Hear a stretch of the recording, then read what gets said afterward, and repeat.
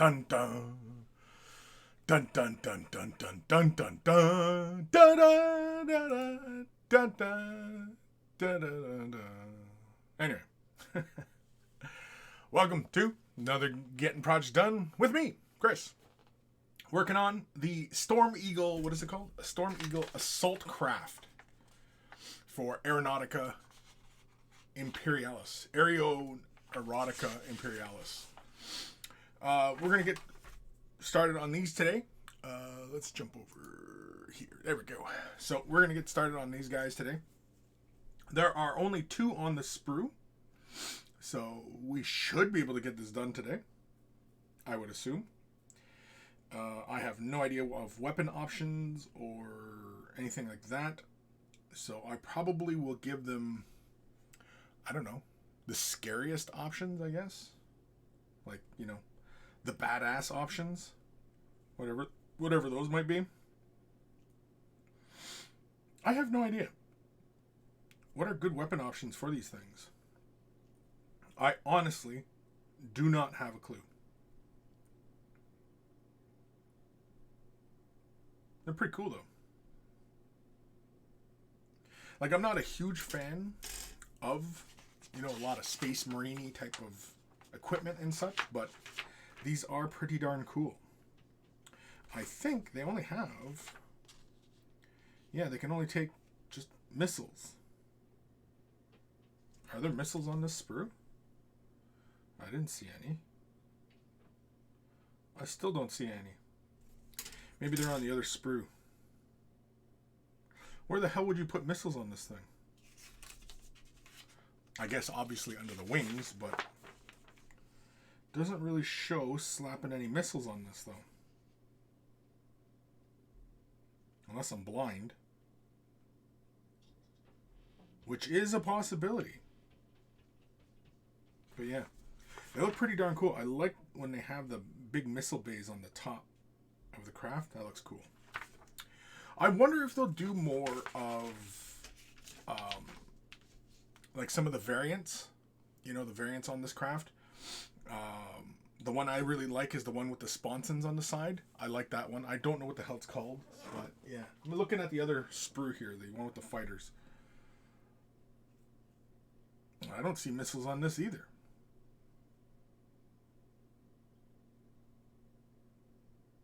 Again, unless I'm blind. Which is a possibility. I don't see shit.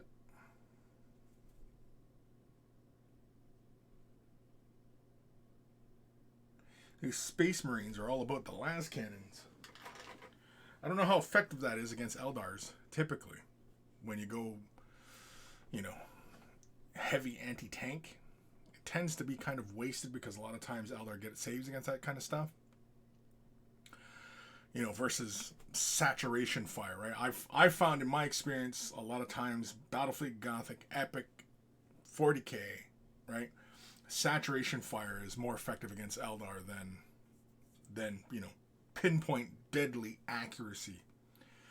Anyway, Disco, sup Chris? Sup? Nothing. Just gonna assemble some space marine. What the hell's it called again? Storm Eagle Assault Craft. There we go. So, I guess we should just quit flapping our gums about it and start getting to work. And, oi. Oh, Mr. Boot. Mr. Boot. Hello. What's happening? Hello? Not much. No. What you doing? I just got a box in the mail with some very angry space boys. They're not spacemen?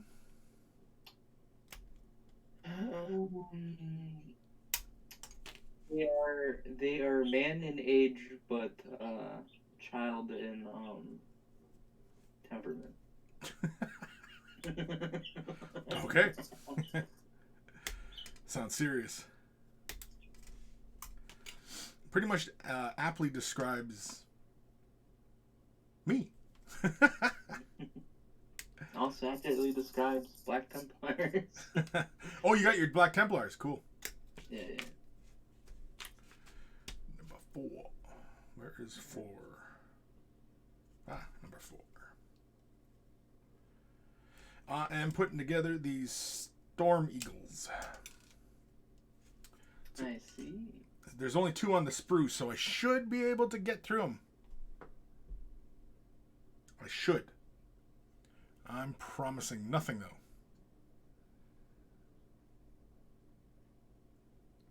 Disco. The 40k game with the unpronounceable name. Aeronautical something something. Kim, hello. Disco, sup? Happy Freitag? What's Freitag? Is that a thing? Playing tag on Fridays? Hale, you're a younger fella. Did you ever used to play tag? Yeah. Yeah. Used to play tag. Do you still play tag? Nope.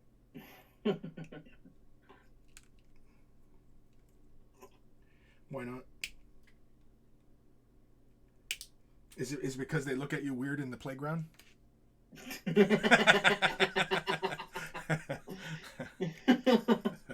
Do you get looks at the playground trying to play a bunch of 6-year-olds? God. And it's like that one Robin Williams movie where he's like old, like, you know, an adult, but like he's still a kid or something. Forget what. Which movie's that? Jumanji. Oh! Yeah. Because he gets sucked into the board game. Right. And he comes out as an adult, but like mentally and I guess technically, like physically, or yeah, mentally or whatever, he's still. Yeah, he's still a young boy. Yeah. I hear you. Yeah, that's funny. Some Jumanji for your asses. Kim, I'm trying to finish of all my unpainted orcs before the month's over. It's good. It's a good goal. How many orcs you got? Oh, you're doing the Crew Boys, aren't you? You're doing the Dominion box, I think. I think that's what he was talking about last. And in my order, I got some Celestial Warbringer upgrades for Stormcast. And then I got Sergeant Castus. Oh, that's the special release The dude, special right? one, yeah. Yeah. I saw that at my local store, and I was actually toying with the idea of picking it up. I'm not sure why. The model? Yeah. I don't know why. I was just kind How of... did they get it? Well, I imagine they just threw them in orders, no? Because as far as I know, you can't like physically buy them. So Can't physically maybe somebody got them and didn't want them. Maybe. Yeah, because it's supposed to be like an anniversary thing, right? Because I have one of the other anniversary Marines. Not anniversary. It's celebrating their millionth like unique customer on their website. Ah, okay. Disco. Oh, sorry. Go ahead.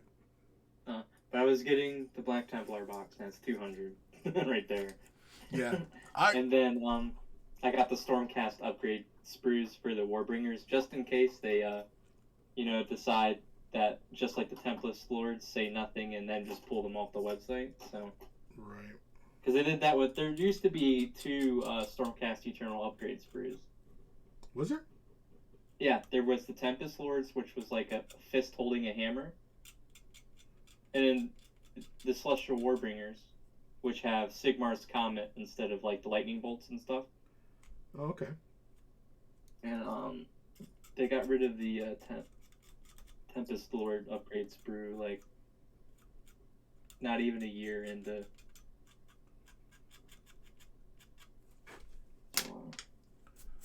Well, that's all right. This upgrade sprue's been there, but I don't want GW pulling its shenanigans and going, it's not there anymore. Right. So I bought a couple. Because I like their color scheme. They're like a screamer pink, so they're like a pinkish purple. Right. Yeah, that's cool. with like a white cream and more of like a brassy. Instead of gold, it's more brassy. Yeah, I got this guy way back when. Oh, jeez, knocking stuff over here. I got this guy. And it seems like, you know, any excuse to do an anniversary type thing, right? Even has the old logo. That's kind of hilarious. When the hell did this come out? Recently. Because, This guy? yeah, he was their most recent anniversary model. How come it's got the old logo? Because they just recently changed the logo. Oh.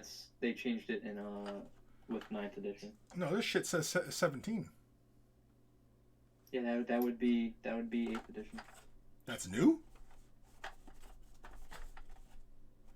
Warning, small parts. Not for 0 and 3. Who's letting their 0 and 3-year-olds play with this shit? So that came out.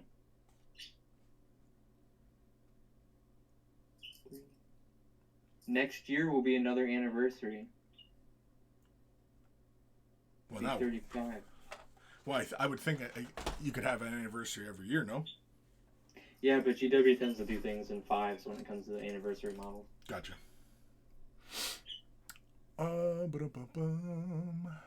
Disco. He was the newest anniversary model.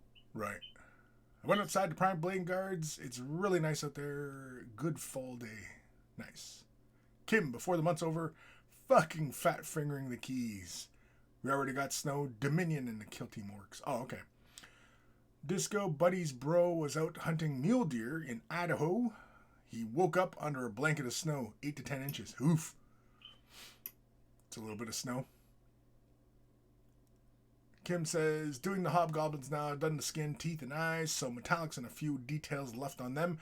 After that, I have 4 orc commandos and the orc boss from Dominion left to do. Cool. I might keep the box these Templars came in, because it's got the 3rd edition, like the full 3rd edition art on the little like box that's under the sleeve. Right, yeah, the big gathering of Templar kind of thing. Yep. Yeah. I'm pretty sure that's a Blanche piece, right? It's a Blanche piece. Yeah. It's cool. I think for me, I mean, like the 2nd edition with the Blood Angel on the cover. 2nd edition box art is probably still one of my faves. Alright, so I started at the very end of 3rd, going into 4th. So when I first walked into a Warhammer store, it was the Black Templars on the cover of the box. Right. And then when I got into it, it's kind of like right at the end of 3rd. So the guy was like, you should wait for the 4th edition. So I started playing in 4th edition, but I started the hobby in 3rd edition. Gotcha. So you got addicted early on. Yeah, very early on. Yeah. It was, God, when I walked into a Warhammer store, I was...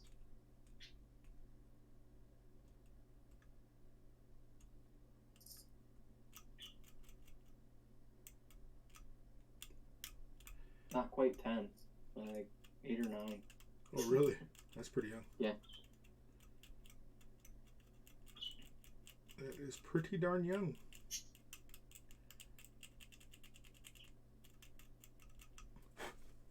I mean, like, I'm sure there's plenty of people out there who started at the same age as you, but yeah.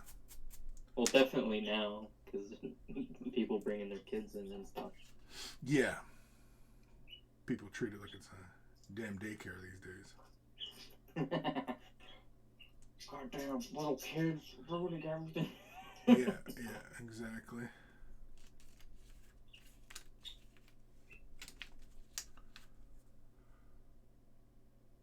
God, it's like I remember. It's like, well, you remember like the lead models. Yep. But I remember when boxes of models were like $10-15. Yep. Yeah. Which is one of those things which I think, like a lot of, the people complaining about stuff, I think a vast majority of them are people my age and probably older who remember, getting 10 Space Marines for $10 or $9. You know what I mean? Like, it was basically you were paying less than $1 per Marine kind of thing. Yeah. And in all fairness, that standard tactical Marine kit, I mean, they've added new bits, but the base, like, Space Marine in there that you build has been the same since I started. So, well, let me rephrase that, since 4th edition, because 3rd edition, I think, was still using those like quite static, like retro bolter plastic Space Marines. Yeah, the monopose where they just plug the gun into their chest and yeah.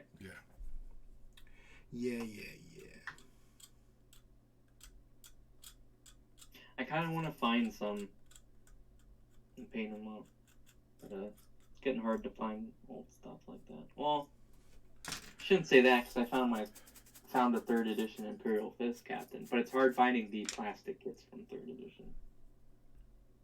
Yeah. Well, and the thing is that with, so much shit getting recast these days, you don't know if it's legit anymore, right? Nope. Yeah, especially if it's, like, painted over. It's like... Yeah. Because I seen one, because there's a Facebook group I'm part of, which is for the Eldar. And... Or maybe it was the Battlefleet Gothic on Reddit.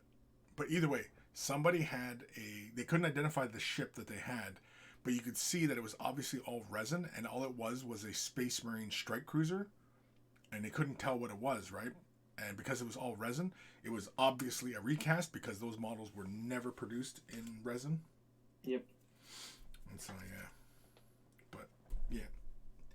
And the thing is that recasting this stuff is very, very profitable from that perspective, because people pay so much money for the real shebang. Yeah, and so scamming people out of their money is a pretty easy affair, all things considered. That you can just grift somebody out of get them pay $50 for 50 cents worth of resin kind of thing, right? Mm-hmm. And now with mentioning recasts, you've pissed off like half the community. And Me mentioning recast? Yeah. I'm not worried about pissing off the community. That doesn't factor into my opinions in the slightest. All right. Oh no, I know. It's just like every day on them, Warhammer groups, there's always that argument about it. Yeah. Disco. Feel like I'm developing a case of painter's block on this Necron. Tired of Necrons. Well, take a break. Paint something else. Do some terrain. Read a book. Watch a movie. Take a break. You don't have to keep constantly working on them. Especially if you're like, I don't feel like working on it. Then don't. It's a hobby, man. Do whatever you like. Kim, I got the Space Marine Epic box for my 10th birthday in 90. And that was my first time being introduced to the hobby. Damn. Disco, I saw painted models in the local comic shop my dad took me to. They were Battletech tanks and mechs. I think it was about 86, 87. Wow, that's cool. Disco, I took a long hiatus from the hobby when I got into junior high school. Yeah, in my high school years, before I got in, well, I guess it was junior high school because it was, I was a grade, it was before I turned 13, it was around 13, I had older cousins, and they were already into this, which was around 88, and, yeah, it was about junior high as well, and 88, and I was about 12 or 13, and, yeah, they introduced me to this stuff. Not willingly, of course. They were older cousins. Too cool for me, so, yeah. Be like that. Alrighty.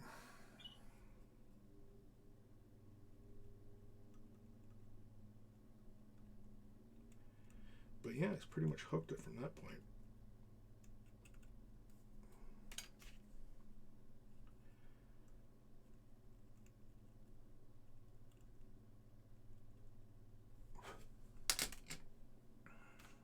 I don't know what chapter I'm going to paint this special mini as. You don't? Nah, because I was like, I could use him in a game, but he's just a sergeant. And he's on a diorama base, so I might paint him really nice, and I don't know what chapter I want to paint him as, though.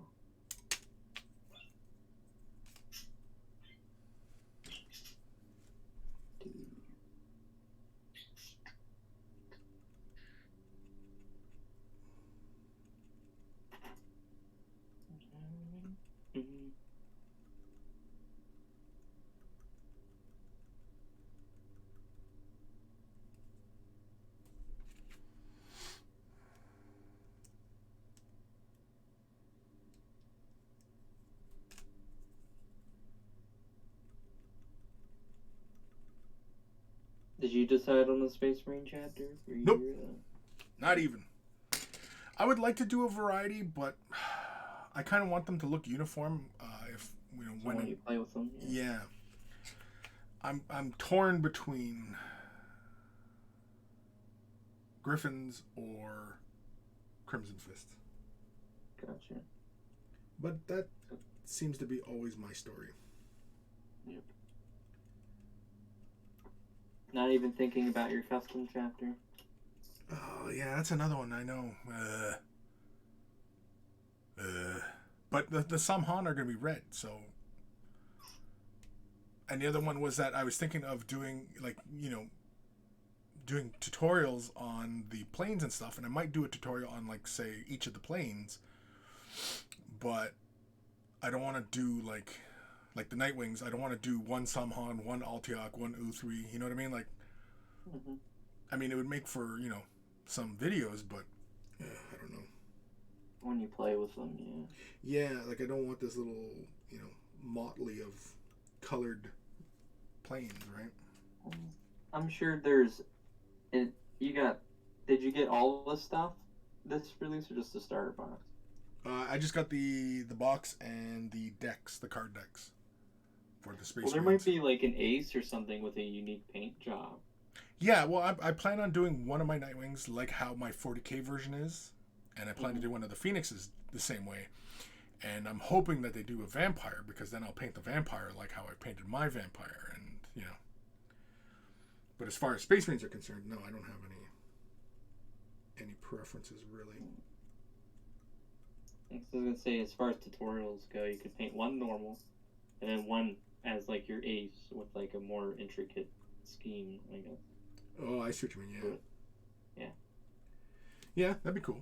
Where the primary colors would still be the same, but you might change some things around. Yeah.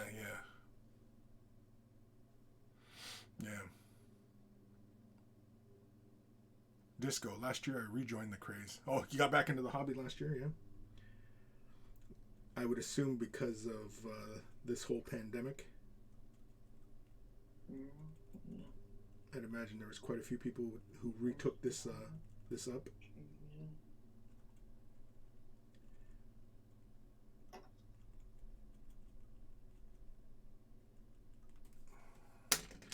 Alrighty. I did decide I'm going to go with the helmeted version for this sergeant, though. The helmeted? Yeah.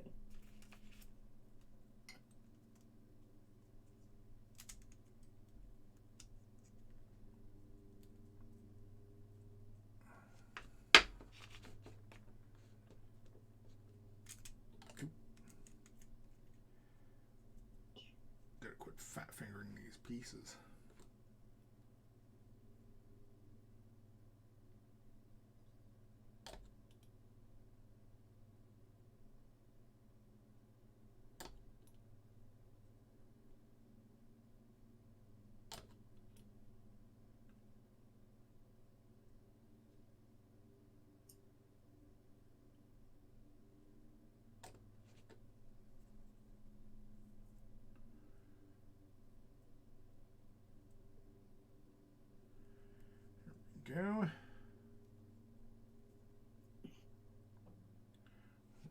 mark it now.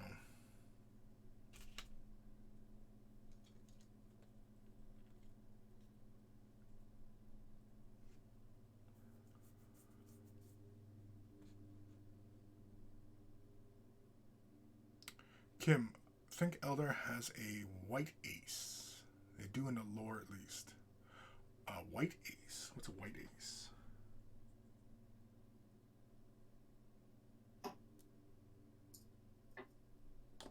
I was going to make a comment about something you said about Eldar yesterday, but then I'm like, nah. Oh, but them being racists? Yes. They are. Eldar are racist, though. No. I just didn't want to get you on that tangent again. But I did anyway. Yeah. No, but I mean, like, I mean, I like Eldar. I like the way they play. I like the aesthetics of them.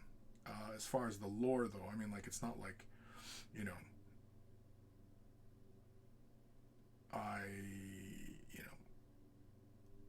live or die.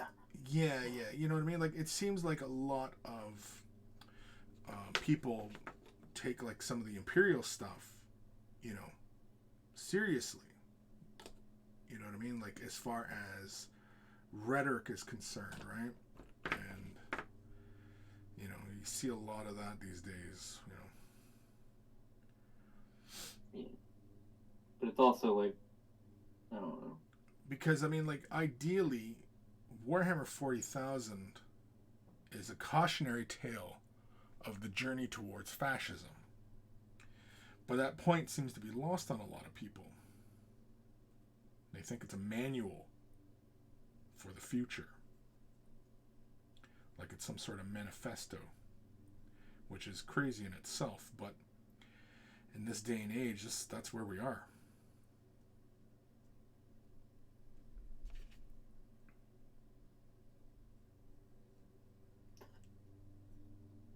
Chris, you're telling me you don't want to be a big spaceman astronaut conquering the galaxy? Well, I mean, presented with the choice, sure. I mean, who wouldn't? Like, what little boy out there doesn't want to be Superman? Because that's essentially what a Space Marine is. It's a Superman fantasy, right? And, you know, who doesn't? Who doesn't want to be the biggest, strongest, most powerful individual out there, feared by many, you know? Who doesn't want that? Like, what guy out there doesn't want that?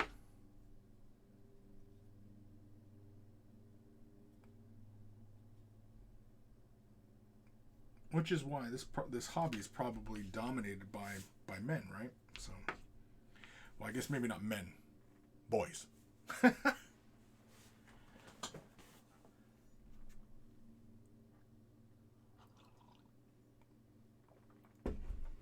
But I get it.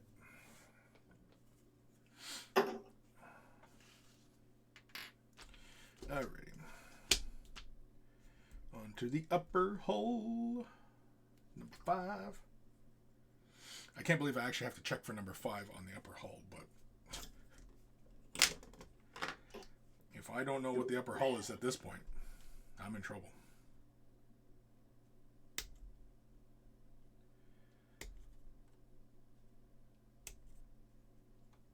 I think another reason why I don't really care for a lot of Space Marine stuff is the shapes. They're just too boxy. Very utilitarian. Oh, yeah, it's just boxes. So I used to joke, because the Imperium said, like, utilitarian. If you took away, like, all the Aquilas and stuff, you could, I jokingly said you could paint all your Space Marines olive drab and put little red stars on them. right. Yeah. Just because everything looks so utilitarian. Well, yeah, I mean, you're not wrong. And, you know, you look at, you know, at least as far as, like, you know, World War, Cold War, like, Soviet tanks. Very utilitarian. Right. Well, and it was designed that way, right? I mean, everything was designed to fit and work with other stuff within the Empire, right? Yeah. You know, a bolt in an AK should still be the same size as a bolt for within the tank or car, or you know what I mean? Like, parts were used across many different things, so everything, yeah, is very utility. Nothing wrong with that. There's nothing wrong with, utilitarian stuff. It's just like one of those things. Like, yeah, I mean, like, this game, though, this universe that is created here, it's fiction, so it should have some style to it. And I don't know, the Space Marine Imperial style, like even Space Marine stuff versus Imperial Guard stuff, and even Sister Battle stuff, and you know what I mean? Like they all vary slightly. You know.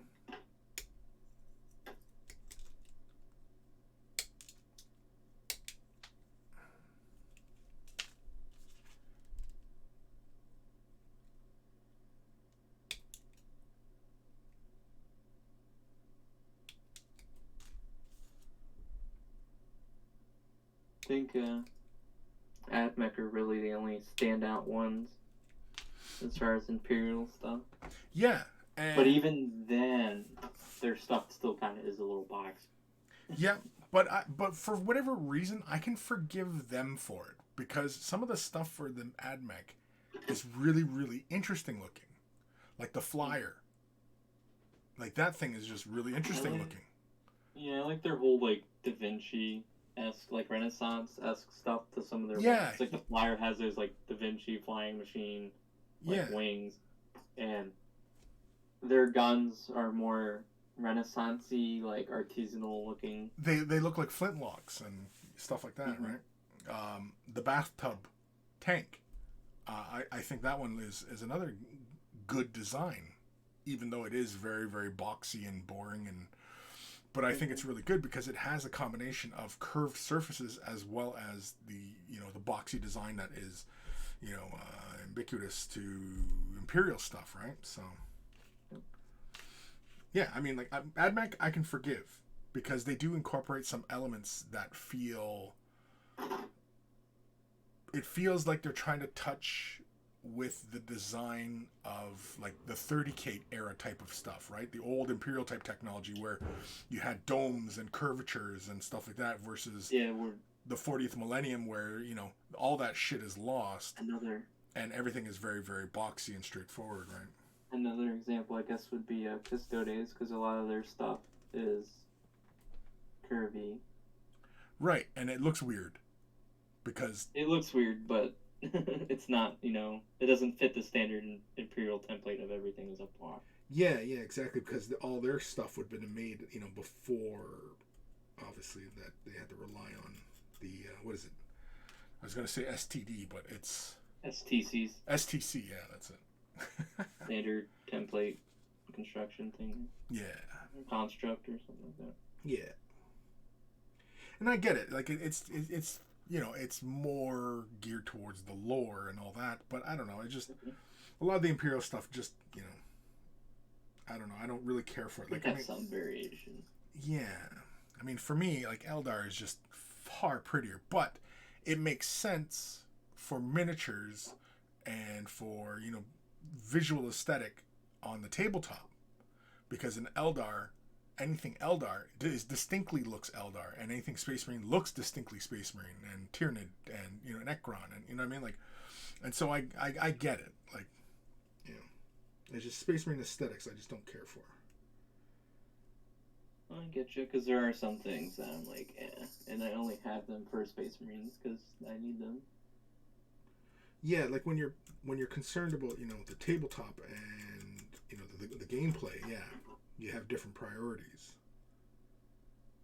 Like up until now, with this Templar release, and it's not because they're Templars. Blood Angels are my favorite chapter, but because all of the current Primaris upgrade sprues kind of fucking lame. Right. Like compared to like you look at like the Space Wolf like unique like tactical squad. It's not actually. It's they call it Blood Cloth box or something. You look at the Space Wolf box. You look at the now out of print Blood Angels box. They had like a lot of unique stuff.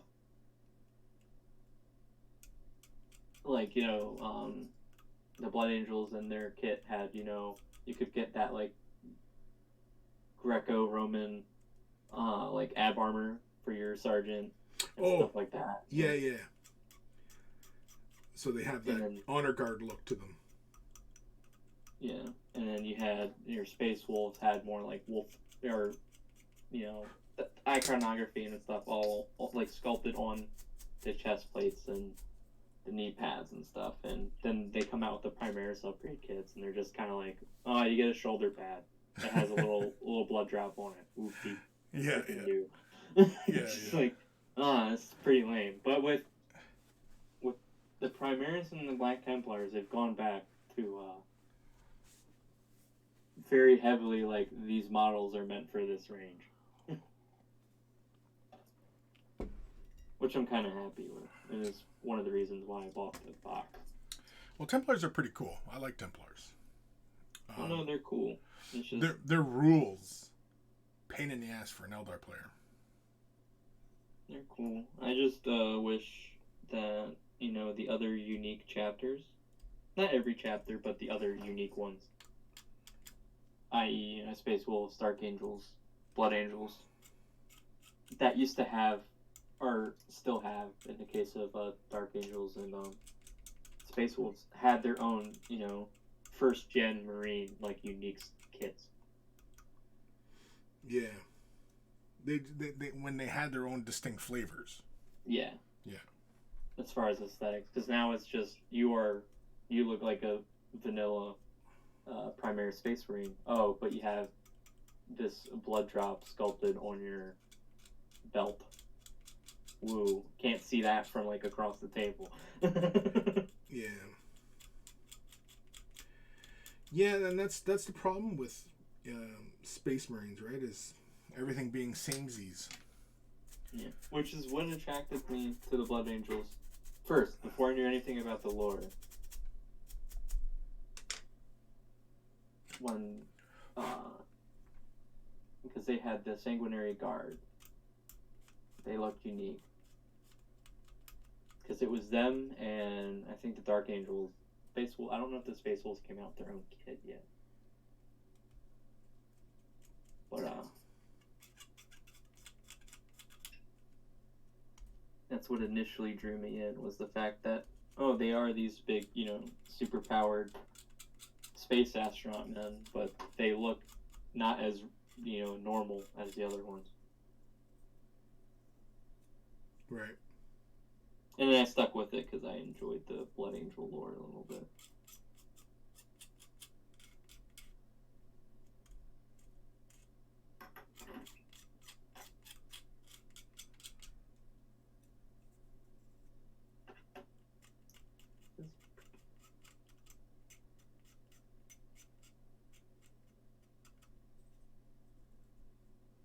Oh, I see.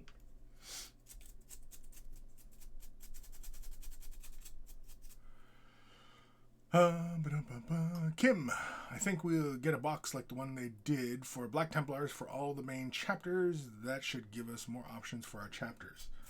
Yeah, I'd imagine. Sure, at some point. It's just kind of one of those things where like they already had those boxes, and it's like, dang. Right, but I mean, if they put up that box a while ago, Mark 10 armor is the hotness, so. I get you. So I was surprised they OOP'd the Blood Angel Tactical Squad though, because that was a recent kit. Like that was like a 6th or 7th edition kit. Oh yeah. Like the Dark Angels and Space Wolf specific tactical squads were older.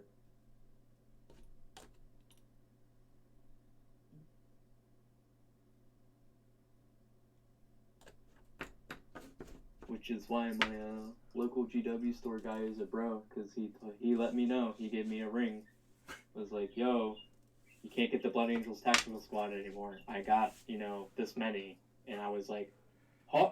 So I went down to the store, and he's like, you're lucky because somebody was in here thinking about buying some of those boxes, but then they said, I'll get them later. And I was like, he didn't know I was coming to the freaking store. And I bought all of the Blood Angel, Tactical Squads. Yeah. So they must love you at your store.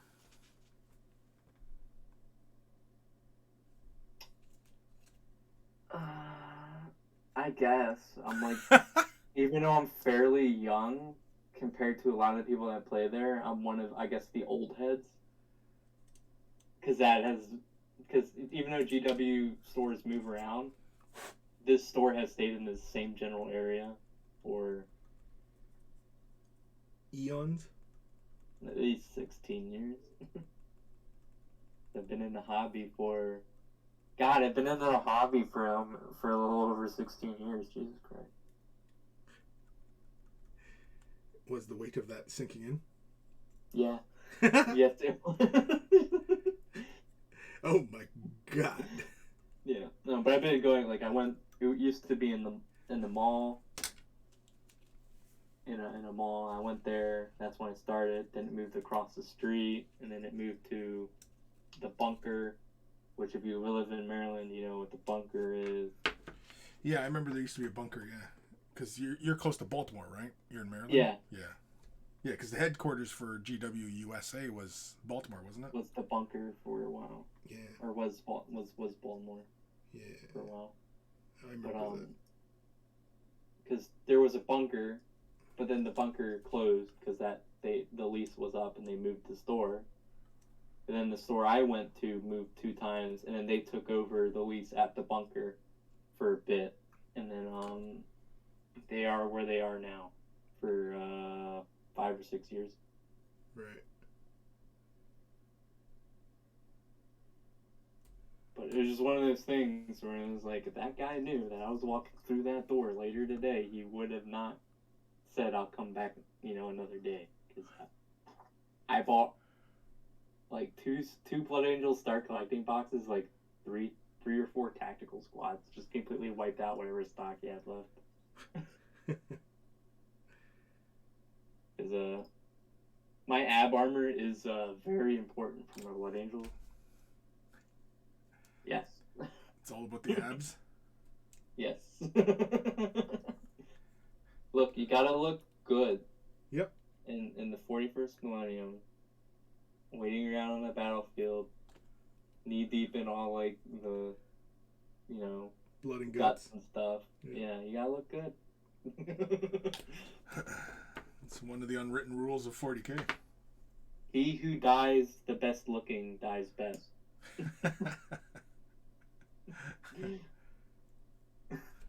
Pretty much.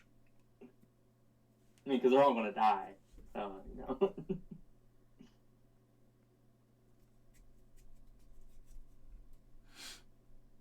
It's just that, do you want to die being like, yo, bro, I just killed you, but you handsome? Or, you're one ugly motherfucker. Yo, bro. I threw in a Predator reference earlier, if anybody caught that. It was subtle. I got it. Yeah.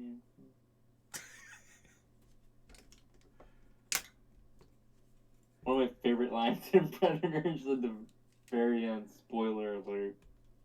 When he squishes the Predator, he's like, one ugly motherfucker. Yeah. I like that in the second one. He grabs him right by the throat.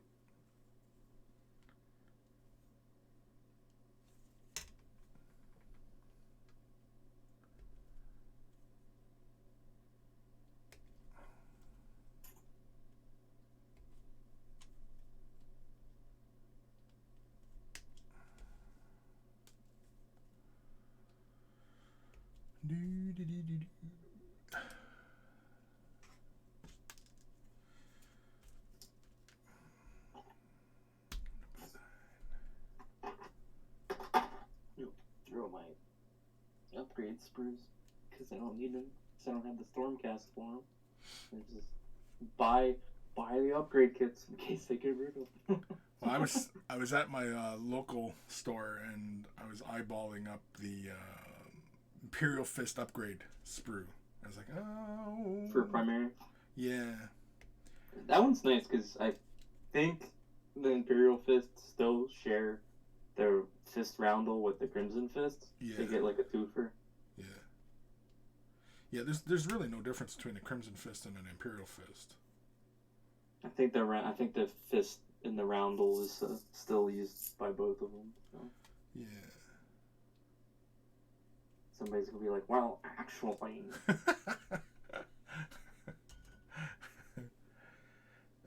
Is that our goal during these streams? Is to trigger the nerds?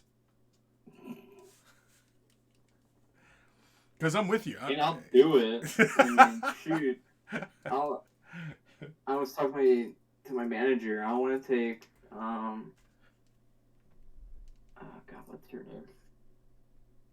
Neve Black Talon and Space Wolf of Fire and make a female Lehman Russ just to grind some gears and. I'm with you. I mean, female Primarchs would be cool. You know. I was actually talking to Stinky about that. Oh yeah, making female Primarchs. Possibly getting a 3D printed head that I can put on the actual like Lehman Russ model from Forge World. Right. Just to grind some gears because I think it's funny. Yeah, good. I mean, when people argue about it, I don't really care either way because as far as I care, the lore isn't like this super intellectual stuff. No. And when you get down to the nitty gritty, it's pretty freaking basic. Yeah.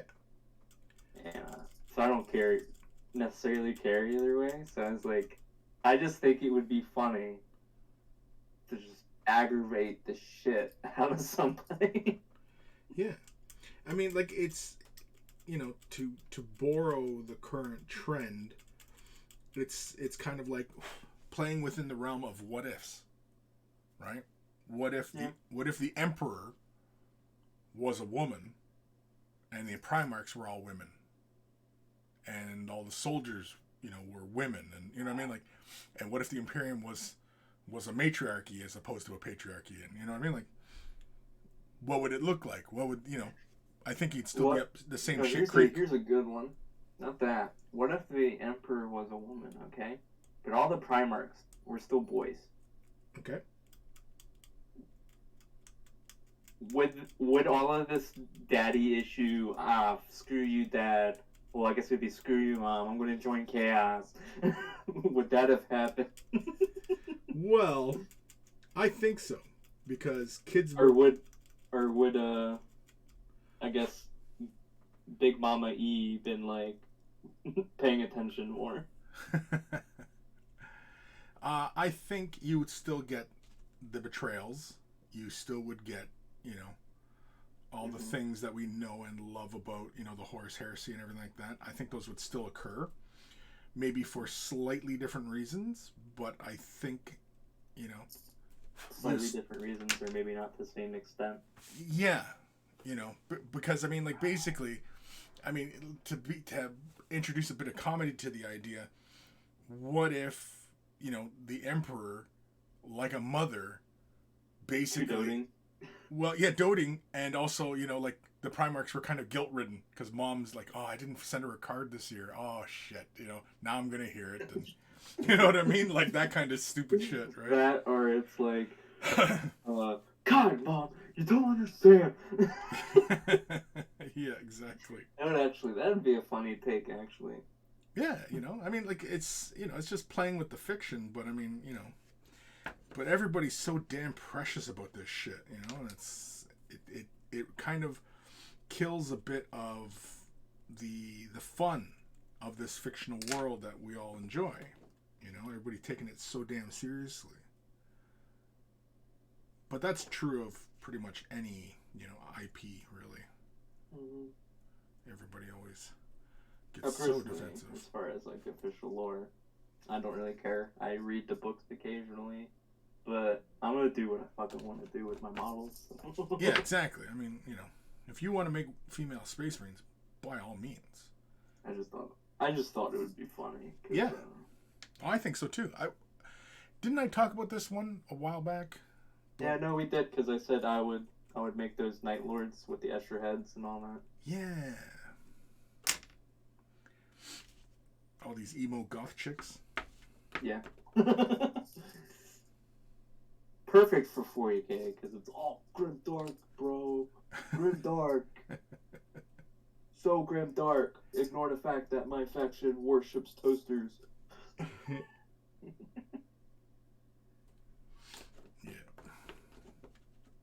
No, but I mean, like, you know, if somebody was out there who's, you know, far more creative and more literary than me, you know, made a what if series. What if the Emperor was a woman? What would the Imperium look like? Would the Primarch still be alive? Would the heresy have happened? Would it have been worse? If the Emperor was a mom, would would Magnus have fallen, or would he have not run away like a little? Yeah, exactly, right.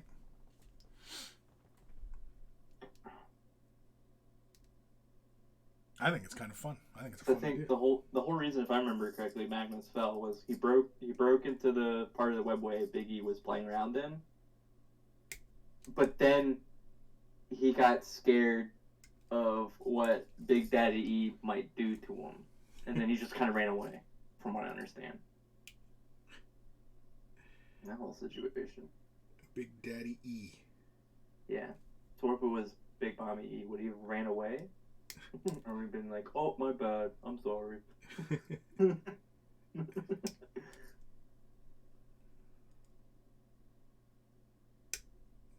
I mean, obviously, like, you're like changing the gender or the sex. Doesn't necessarily change everything, but... right?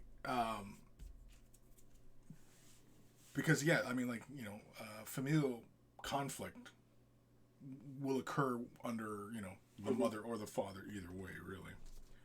Yeah, just at least in my experience, it tends to be a little bit different. A little bit, yeah. Like, I was never beat as a child, but my mother never threatened to go get a belt. My dad did. Right. Yeah, typically dads are more disciplinary. But if your mom has to, you know, make the call on whooping your ass, you ran for your life anyway.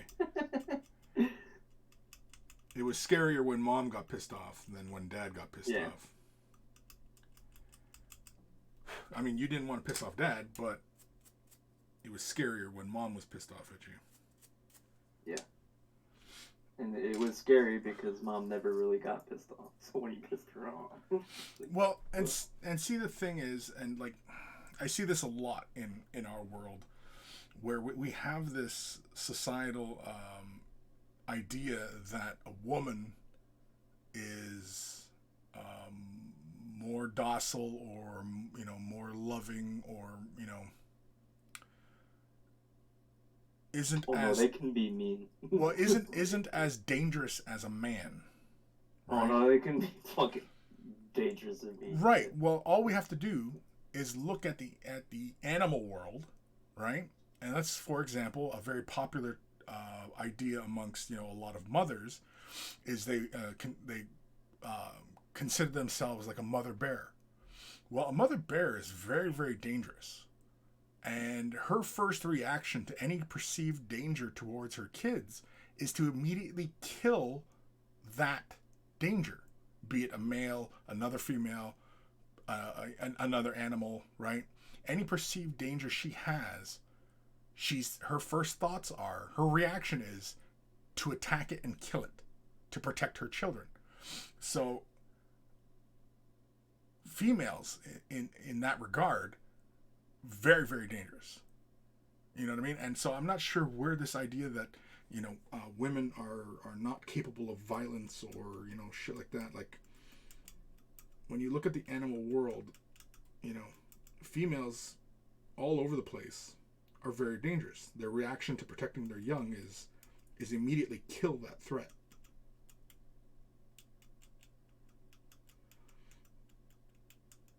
Yep. So. Moose are the same way. Yeah. Oh yeah. No. Many female mammals.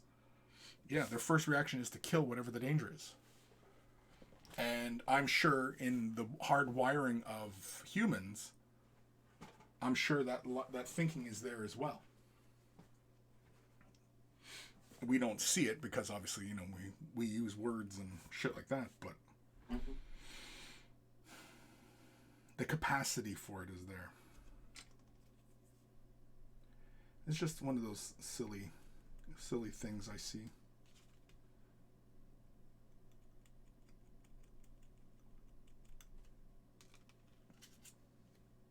Because I know when I'm in the bush, and if I get the feeling that I'm around a female bear, yeah, I start making lots of noise, letting my presence be known, because I do not want to surprise them and then have that fucking female bear come after me.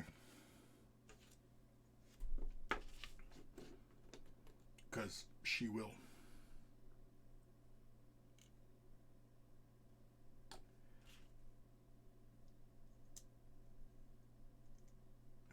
Get in there. Nice and deep like. But yeah, the idea of a female emperor, would the Imperium be different?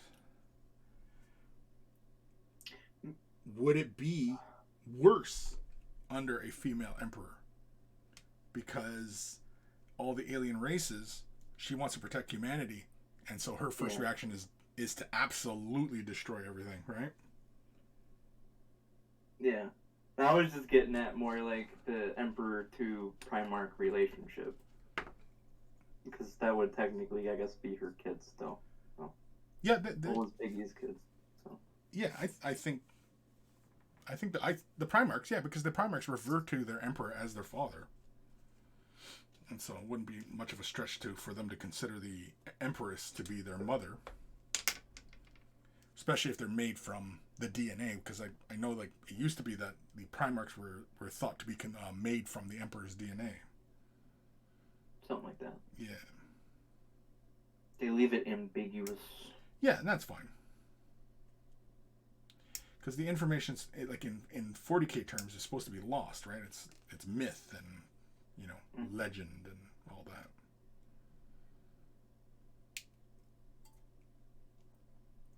Of course, once the Primarchs start waking up, I guess it's not really myth anymore, because the guys be like, oh yeah, that's what happened when Dad got angry at us.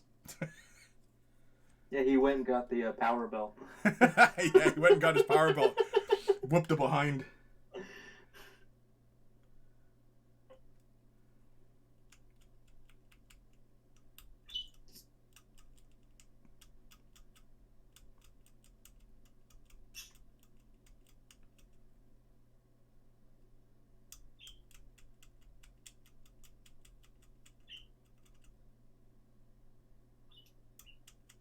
Oh, my foot.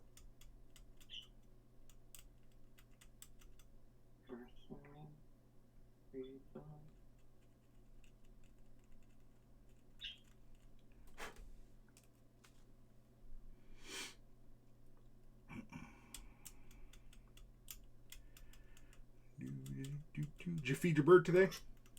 Yeah, she gets fed twice a day.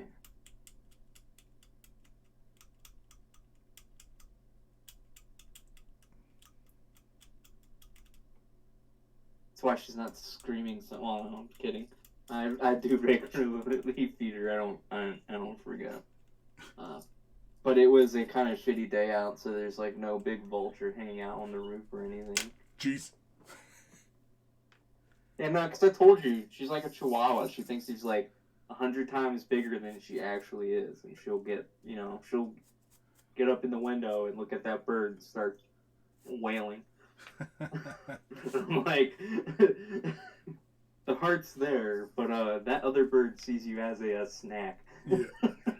You're not as tough as you think you are. It's hilarious, though.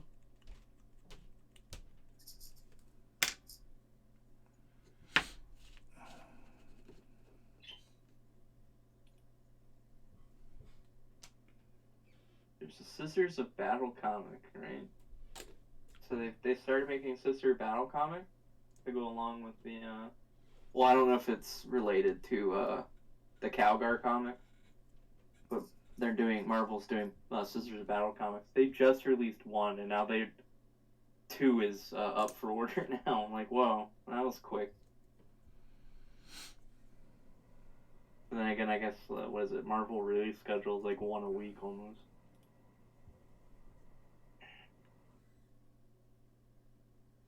Did your artist proof flayed one come in yet? Nope. Nope. Nope. But you got your painted one. Oh, they are different. Yeah, they are. The heads are different.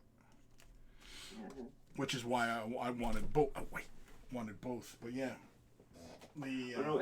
the skin draped over his shoulders and stuff are different too. Yeah, the face is different on the artist proof. I haven't even opened this guy up yet, because I mean all the skinny face bits are different. Yeah, face is different. The skin or whatever on the shoulders is different.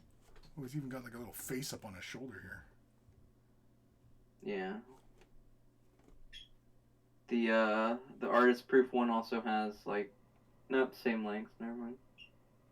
The shoulder skin stuff is different though. All the skin placement, like the shoulders and face, are different on the artist proof. Yeah. I mean, it's pretty. Oh yeah, it's got a picture of him on the back here. I mean, it's pretty obvious. I think how I'd go about painting it.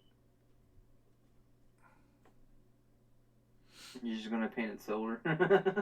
Yeah, I don't know if I'd do like how like this guy's like he's got gold bits and silver bits. I don't know if I'd go with that. I think that's the dynasty the Silent King belongs to. Is that what it is? Yeah.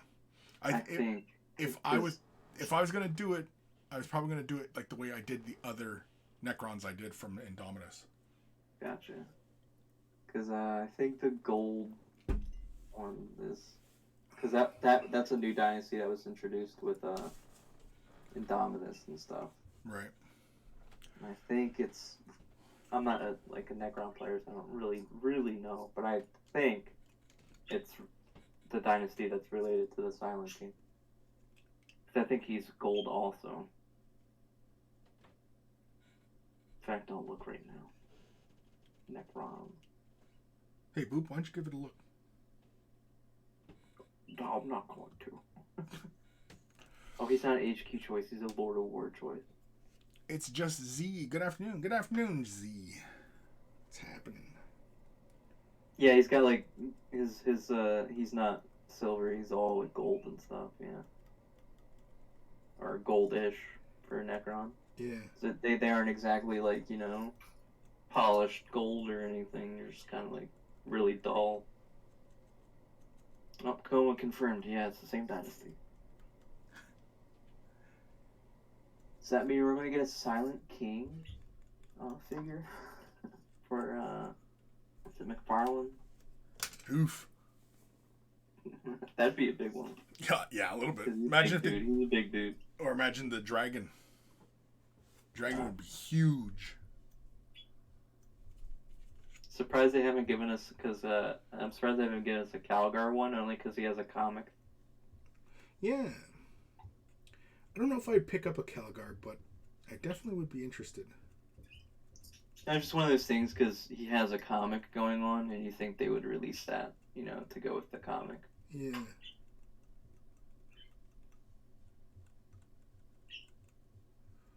It would be interesting.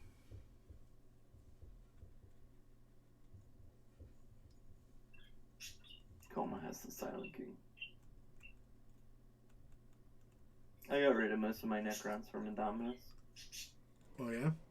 I couldn't see myself playing them anytime soon. And if I do, I'd want to play Mykonars. They are the dynasty that was first affected with the Flayed One virus. And they use their energy isn't depicted as green or blue or anything. It's typically depicted as orange. So at some point, I might get a bunch of Flayed Ones and a couple of warriors and some destroyers or something. But and paint them up, but I gave somebody else my Indominus Necrons after a bit because I played Necrons how most people play Necrons. I was like, oh yeah, this isn't for me.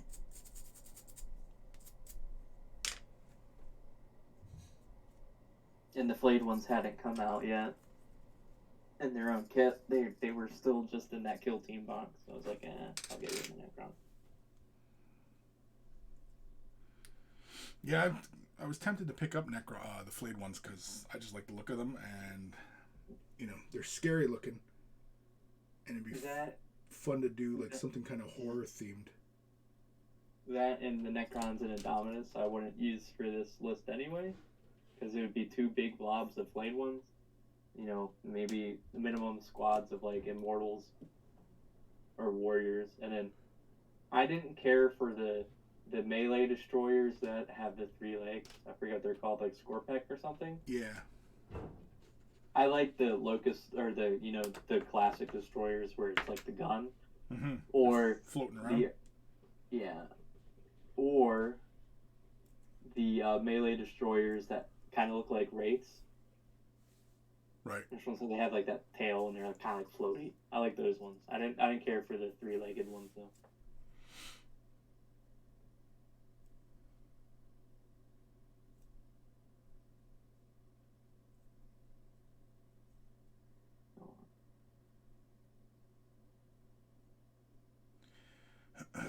That's another reason. So all the Necrons that came to Indominus, I really just wasn't interested in.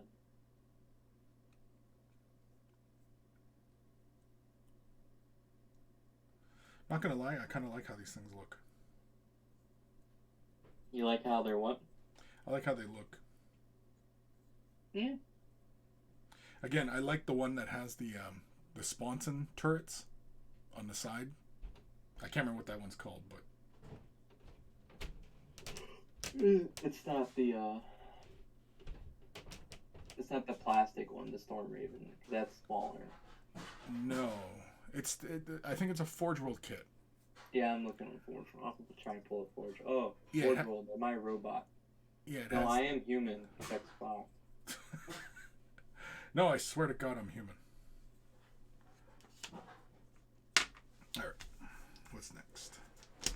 Wingies. I want there to be a you fail so badly at a gacha or a captcha or whatever the hell they're called that they're like, there's no way a computer could screw up this much. Yeah, you definitely. Yeah, you have to be human. Nobody can possibly screw this up this many times. You have to be human.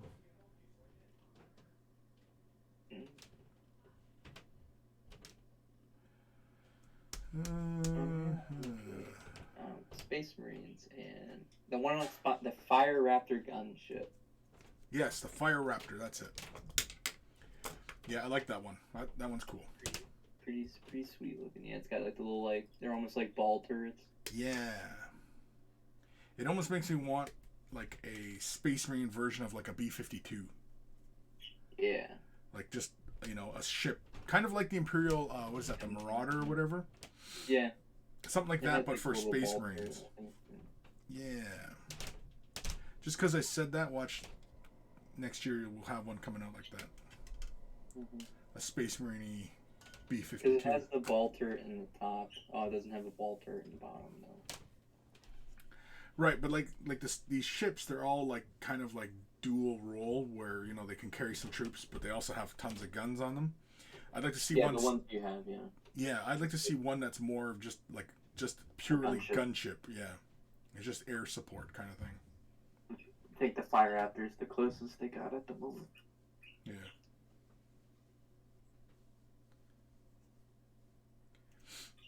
Again, though, these things do not look aerodynamic in the slightest bit.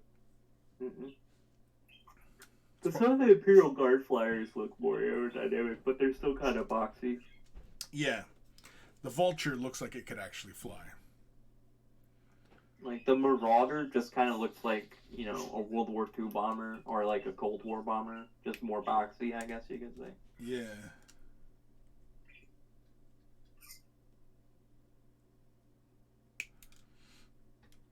Like, like with Space Marines, I imagine it's purely just thrust. You just want it to look like flying tanks, yeah. Yeah, it's just oh pow! Yeah, just sheer horsepower. Tech Marine, like Southern Tech Marine redneck, you know, coming up with these vehicles. He's like, you know, other, you know, some other librarian or something's like, you know, how is this going to fly? And he's like, more power! Yeah.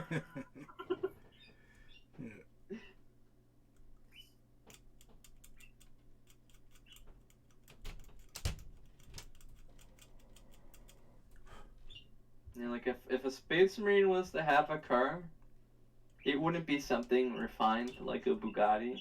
No, it would be like a Mustang Boss. And it wouldn't just be like a Mustang Boss. It'd have the engine and the air scoop that comes out of the hood. More power.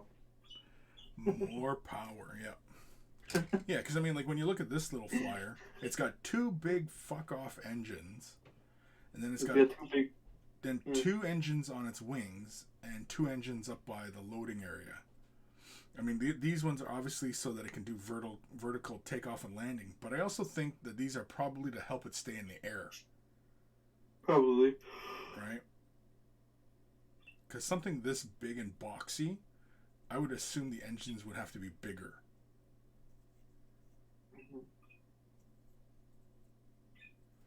And the other thing is that this is supposed to hold a whole bunch of dudes inside. So, like, where is the fuel source? I don't know what the heck they use for fuel source for their... Because I know they have, like, promethium for their flamers, but... Yeah. Something else they use for their flyers, I don't know. Well, because, like, I know in the old lore, the STCs, they say that they can show how to make like a rhino that can run on, say, wood. It can use any fuel sources that are in the environment. And so I would assume, you know, they don't have crazy power plants. They have whatever power plants are available at time of construction, but also, you know, they can utilize whatever. It's kind of like Back to the Future, where he has Mr. Fusion, and basically he can just throw in whatever he needs into the engine and it'll use it as a fuel. Yeah. I assume. I have no idea. Well, it's kind of like that in real life. Not all tanks, but the M1 Abrams runs off of a turbine engine. Yeah. And you can't put anything in there as a fuel, but it can accept a lot of things as fuel. Whereas other places just kind of go, it's a diesel engine, don't put anything else except for diesel in this, please. Right, yeah. You can run it on vegetable oil. And there's a fairly large list of stuff that an Abrams tank could use as fuel. It would still eat up a lot of that fuel, but yeah, doesn't an Abram get like 12 miles to the gallon or something like that? Yeah, because it's basically got a jet engine in the back. Yeah. It gets really shitty gas mileage. Yeah. But a little bit of history, I guess, for people, because it was actually a design requirement when the tank was designed that you had to have an engine that could run on multiple fuel sources, because, you know, if you're fighting a war, you can't always guarantee that you're getting, you know, the fuel you need. Yeah. So the U.S. just went the route of, well, jet engines kind of can have like whatever the fuck they need to run, you know. So yeah, let's put one in a tank. And then you have the British that tried designing an actual engine to run on multiple fuels, and they came out with the Chieftain. So, if anybody knows anything about the Chieftain, its engine is not the greatest. So, and I just pissed off like any British viewers. They'll be like, "Yeah, you're right, but fuck you." You fucking twat. Yeah. So, you know, we might get 12 miles to the gallon, but that gallon can be anything from jet fuel to, I think technically it could run on vegetable oil. It would need a lot of vegetable oil. Oh, yeah, definitely.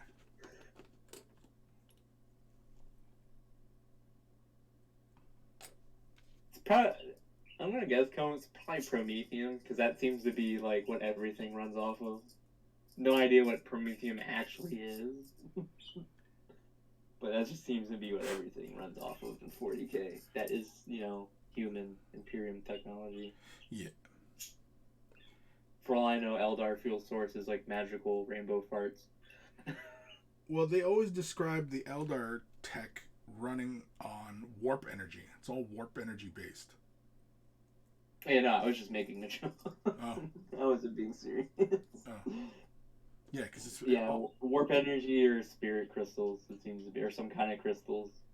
Yeah, it's all supposed to be just... their technology is warp based. Yeah, because they have the spirit stones they can use for stuff, but then they also have, like, crystals that don't have Eldar spirits in them. Because I remember one of the upgrades for... I think it's the fire prism is like this crystal targeting matrix thing. Yeah.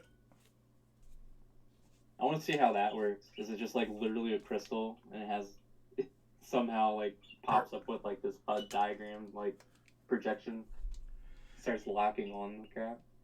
Well, one way I like to look at it is possibly, what if crystal targeting matrices are, what if it just simply is a spirit stone and it's an Eldar assisting the other Eldar? It's like an AI, but it's not. Yeah, it's not artificial. That's a theory. Yeah, because if it's just a crystal, and everything about the Eldar is all about crystals and warp energy, well, yeah, I mean, like, because they don't have robots. Mm-hmm. The robots are spirit stones, right? They're dead Eldar, and in times of war, they're desperate, right? Yep. So, a crystal targeting matrix might just simply be another Eldar in the spirit world, guiding the shots, kind of thing. It's that, or I think it's some kind of like psychic projection through the crystal. Sure. Yeah. I mean, we can make up. Since whatever. Since non-dark Eldar are all innately like psychic or something. Yeah. All Eldar are supposed to be psychic. They're a psychic race. Yes, I play Eldar, but I am not very schooled in the lore. I'm not either. I just know my boy Eldrad.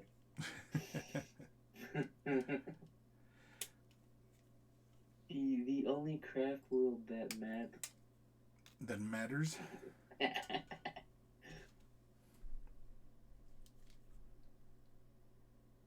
I say that as geared up to paint a late talk. My heart will always be with me. Kim, the Eldar have like this charging stations for their flyers in the books. Oh, really? They can recharge their planes? Yeah. That's very green of them. Yep.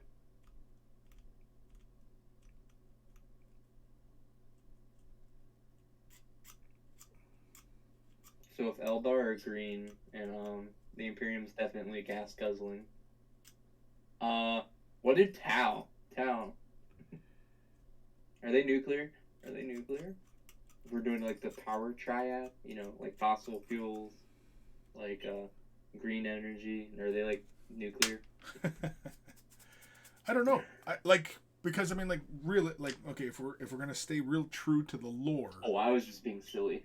No, I know, but I mean, like, if we're really gonna kind of like logic this out, Eldar being green, I don't know if, because everything is warp based. So is that green, or are they just simply tapping into another dimension and using that as a source? They're polluting the other dimension. Right, exactly. Like, because they've already fucked up the galaxy. Yeah. Right? And so through their actions, are they continuing to fuck up the galaxy?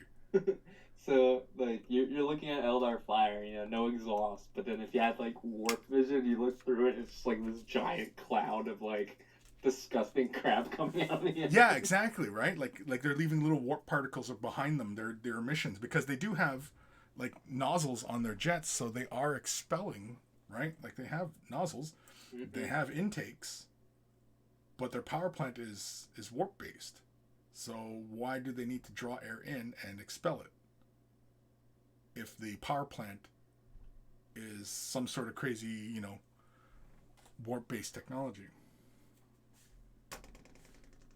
Realistically, they should be kind of more like, the stereotypical flying saucers where you don't even know where the fuck the energy source is and where the source of propulsion is.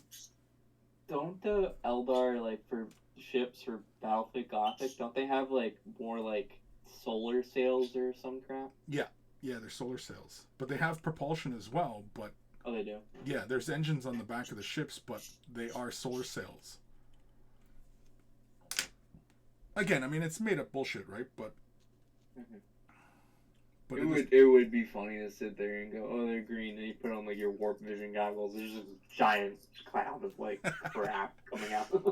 you could see the hint of demons in behind stuff. They're just leaving little demons everywhere. Yeah, that would be funny. Do these angle outwards? I think so.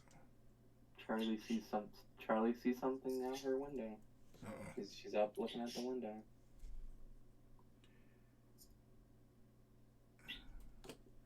Does she see danger?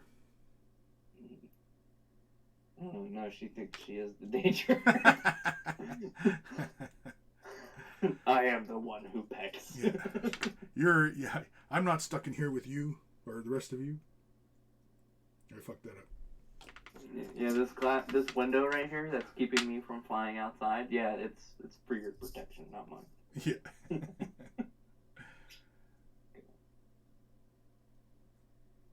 Surprised she hasn't pooped on anything yet because I left her door open on her little house. Pew pew. Pew pew pew. Pew pew. All right. Pew pew. Next pew pews. Yep. Do some Is guns. it smelly or you pew pew? Kim, still turbine engine for Eldar, but what powers those? I don't know. Yeah, exactly, right? I mean, like... it could be Rainbow Unicorn parts. Well, I mean, like, what if Eldar employ ramjet technology, right? Well, I mean, what's stopping the humans from using ramjet technology? Because, like the SR-71, it uses no fuel when it flies. It only uses fuel when takeoff and landing. Here's your reasoning why the Eldar would have ramjet technology and be able to use it, but then the humans can't. Okay, ready? Okay. Because the Eldar patented it, and they'll sue them in space suing. In space court. Space court, they'll take them for copyright or patent infringement. This sounds like the dullest version of 40K ever. Runs a patent office. He's a patent attorney. Right. Okay. Or no, it was the Mechanicus guy. Cull. He's got the patent office on the Mars Forge world. Mm-hmm. Technically, you can't. Because they might hate each other's guts, but they have to follow the rules, okay? There are patent laws. Just because you hate the Eldar does not mean you can infringe on their patents, okay? Yeah. Rules are rules. That'd be hilarious. That'd be hilarious to have a universe like that, where all the factions hate each other, just like 40K, but they have to, like, obey the law. Actually have to, like, interact and, like, semi-coexist with each other. But they all hate each other's guts, so, like... Yeah. So somebody at the Imperial faction has to sit there at, like, diplomatic relations instead of, like, basically HR, sitting there like, well, you can't do this because even though we hate the other people, they have the patents and rights to manufacture that. Yeah. And on the tabletops, you'd have to pay a tax if you wanted to take the other technology. That'd be like paying royalties. That'd be a great... I would play that game. That sounds like one of those board games.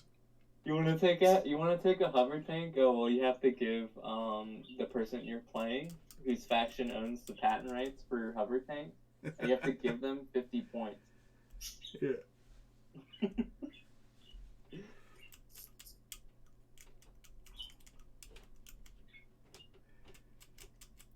just the bureaucracy of 40K.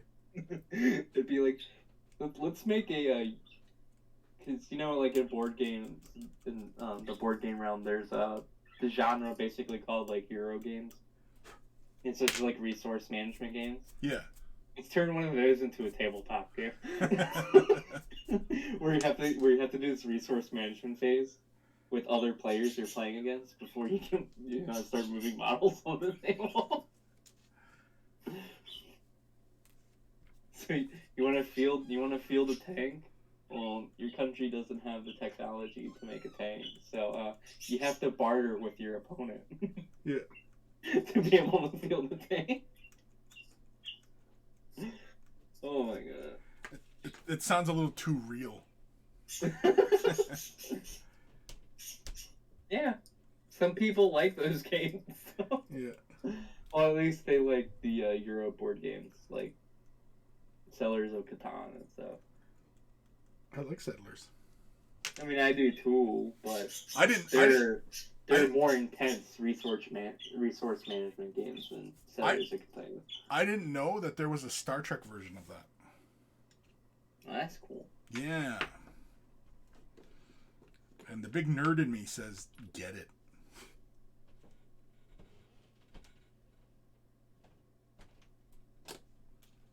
And he's a big nerd. Terra Mystica.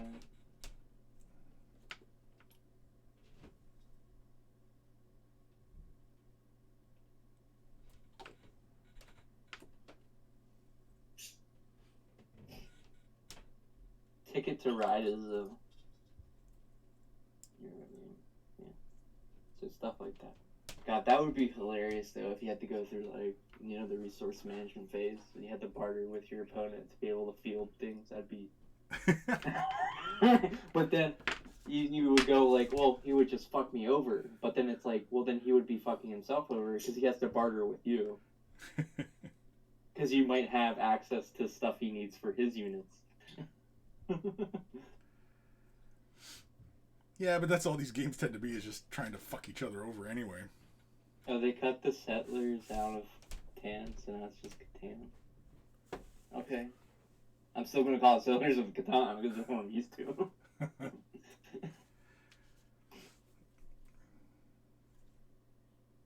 Chris, I'll give you 2 sheep for 1 week. Oh man, that game is such... gives me anxiety.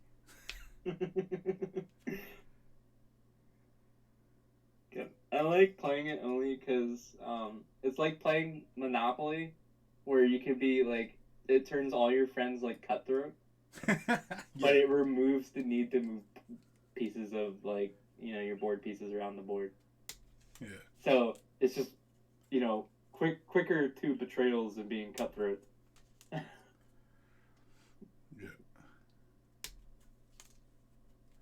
I like Catan though; it's fun. Oh no, it's fun. It's hilarious, like watching like other people turn on each other real quickly. Yeah. Like they might have an alliance at the very beginning of the game, trying to get resources, and then just like halfway through the game, one of the pair realizes that the other one is going to is slowly getting closer to winning.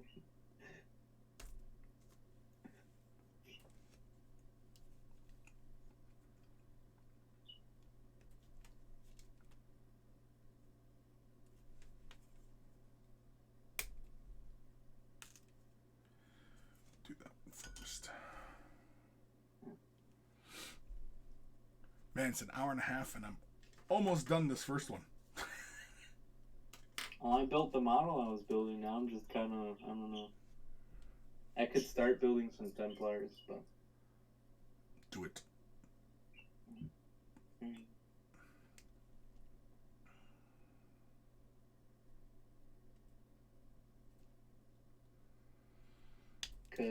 I could do it right now. Do it.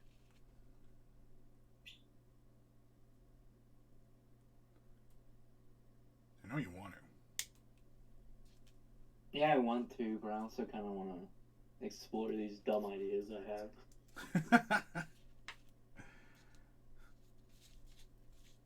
I am saving the one head from the Templar. Forget what the captain's called. Shoot. What's it? High Lord? Oh, Hellbrick or whatever the fuck? So there's it on here somewhere. Emperor's Marshal, that's it. So I'm going to use the retro head, reference head, and give him the power axe to make him look like the old High Lord model from like 3rd edition. I want to keep the head with the circlet for my Sailor Moon Space Marines. Have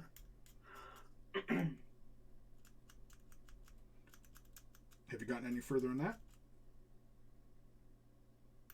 No, because I haven't really bought anything because I was waiting for this box to come in because it was like the big purchase of the month.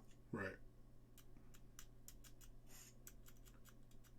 And right now I'm just kind of, I have to get the, no, I did get something for it. I got the Phobos Librarian. It's about as far as I've gotten, though, for that. Because I'm kind of, like, looking at the models, like, what models would be fun to do this with. Because, even though Space Marines are somewhat generic, there is a crap ton of kits. Yeah.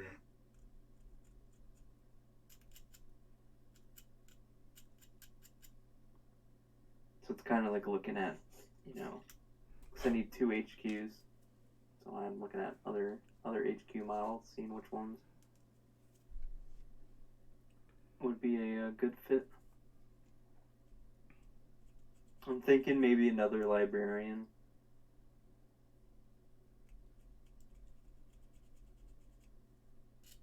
Or maybe like the Phobos Lieutenant jumping off of a rock. I like that. Smoke grenade near his feet, yeah. You gonna pick up any of those action figures? Yeah, didn't I tell you I was gonna get the Blood Angel one? Yeah, I will get the Blood Angels one. Yeah. The Blood Angel ones look cool. I think if they did, they might get me if they did Death Watch. Death Watch would be cool. That's something I want to paint at some point. Because you can kind of flavor the Marines a little bit towards their home chapter. Yeah, a little bit, while all right? still being unified. Yeah. Death Watch are just really cool Marines. Not that I'm going to run out and buy a bunch, but yeah, I like Death Watch. They're pretty cool. Yes. So I'm going to get the Death Company. I know they're going to be like $200, but... Or however much they were. The last Joy Toy kit, I forget how much it was. It was like 100 something. It was pretty expensive, but... That's what this hobby is for. Yeah, it's a hobby. Yep.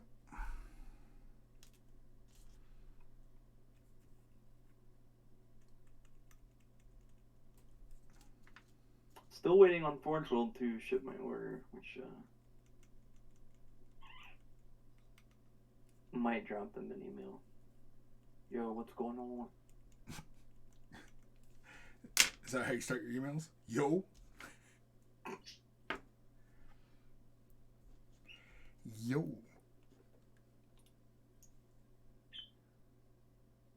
That's not how I start my emails, but it said order delivered within 20 working days. Okay, so when did I place this?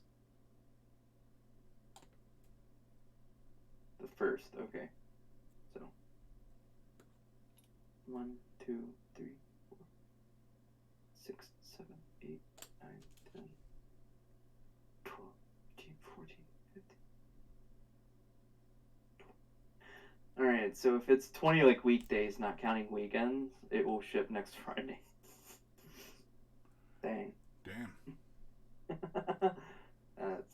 I wonder what's causing the huge delay with that notification is specifically on my Forge World orders. Was it on my GW one? Don't know. I think everybody's just, using that supply chain excuse right now. I mean, it sounds like an excuse, but I don't know. Like, I'm not, It could be. I don't know. Yeah. I would assume that the Forge World stuff also comes on the same boat that the GW stuff comes on. Right, but I don't really see Forge World shipping. I mean, other than something like a Manta, I don't really see them shipping by container. I see them shipping by plane, right? That's true, yeah. You know what I mean? Like, yeah.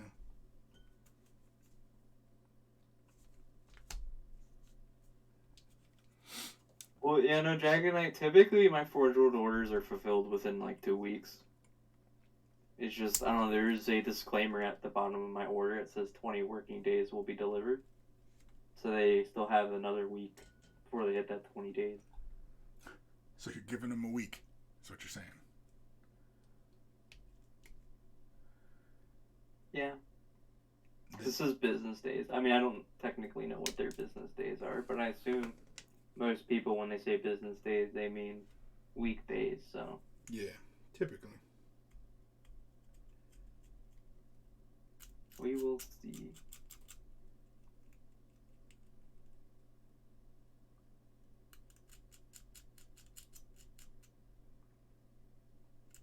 Any plans? That's my Krieg Horsey boys, and I've been having a hankin' to paint them, and like, oh dang, first world problems. Yep. Any plans for the weekend? Huh? Any plans for the weekend? I work Sunday, so no. Just kind of staying at home. Gotcha. I work 6 days a week, so. Right. It's overtime though. That's more money for the hobby. It's just can't do anything. I went to the Ren Fair last week. Oh yeah, how was that? Great, it's fun. Did you? I might dress up next year. Oh yeah. Oh, you didn't dress up? No, it was my first proper like Ren Fair experience because I moved closer to Baltimore. I used to live further away, and the only thing we even remotely had close to that was the Celtic Fair. Or the Celtic Fair. I don't know how you're supposed to pronounce it. Yeah, why is that? Which was more what? Why is that? That you hear that two different pronunciations for that same word. I don't know. Right? English language is weird, so. Yeah, because like when people are talking about like the Boston Celtics, that's how it's said, is Boston Celtics. Yet when we're talking about, you know, the people themselves, we talk about Celtics, right? I don't know, and I don't know which one is the correct one. I would assume the people who natively speak it, that's the proper pronunciation. Yeah, and the problem is I don't know anybody who. Well, I do know people. I do know some people, but I don't know that much. Not gonna. You know. Because I mean, like if I had somebody telling me no, it's pronounced this way, and that's how we say it, and this is, you know, they're the people that use that word, then I would have to go with them. I would defer to them, right? So. Because that only makes sense. I mean, according to Google, in 1926 it was Celtic. In 1996, they said Celtic was the preferred pronunciation. But Celtic is used for the Boston Celtics, and the team in Glasgow, Scotland, there's a soccer team called the Celtic. They're called Celtics, yeah? Yeah, they're called the Celtics. So I'm going to guess that maybe, you know, it might be Celtic. Only because either way, it's not definitive. That has that lineage to the people says it's Celtic. Right. Yeah. I have no idea. This is new to me. I've always heard it one way, but I've often wondered. Yeah, like what you're referencing. Yeah, I guess, right? Because I mean, like, you know, because I'd hate to go to somewhere in Europe and use that word incorrectly and have a bunch of people looking at me like, you fucking foreigner. You know what I mean? Like, it's like, oh, well, I'm sorry. I said it wrong. Jesus, you know? It's just funny how you said that. What? You foreigner. Well, if I was over there and I was making a faux pas. I get what you're saying. It's just the way you said it. Yeah. Hello. Hello. Who's that? Who's that stumbling around in the dark? Oh, it's Grim. What's happening, buddy? got back from work recently, so I saw you were streaming. Yeah. Well, welcome, bud. I'm assembling little pew-pew planes.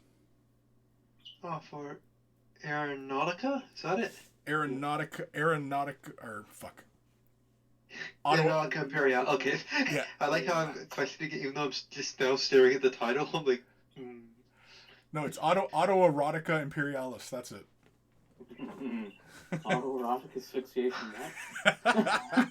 So, only if the Emperor's children are flying. You gotta play the game with like nipple clamps while you roll the dice. Oh no. Well, you would say this, but Black Templars like their handcuffs and chains.